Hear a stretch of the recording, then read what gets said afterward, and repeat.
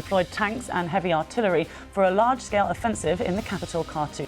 A violent power struggle between Sudan's rival military forces has entered its third week. The battle between Khartoum's warring generals raged on this morning in defiance of a supposed ceasefire.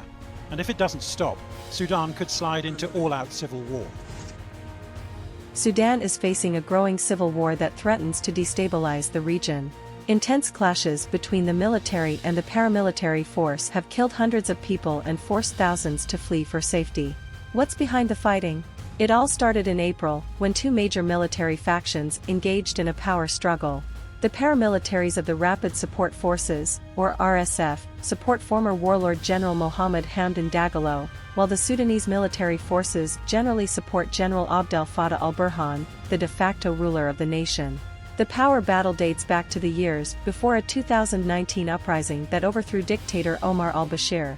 After Bashir was overthrown, attempts to establish a democratic, civilian-led government failed.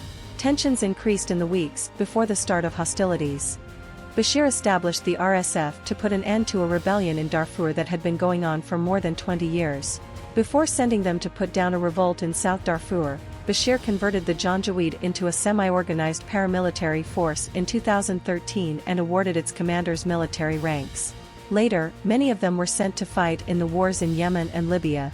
A coup in October 2021 halted a power-sharing agreement with citizens who organized the anti-Bashir rallies.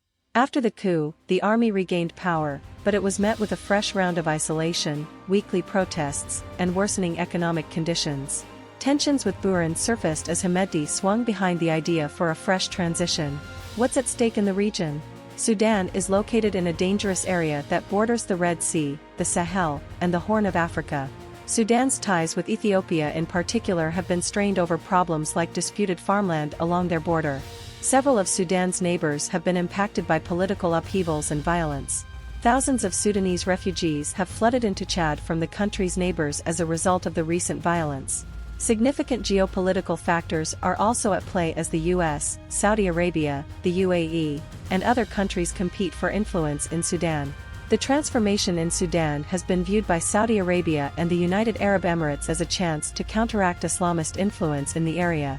Western nations are concerned about the possibility of a Russian facility on the Red Sea, which Sudanese military authorities have said they are open to.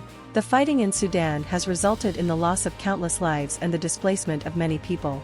As the situation unfolds, the world watches with concern and hopes for a peaceful resolution to the conflict.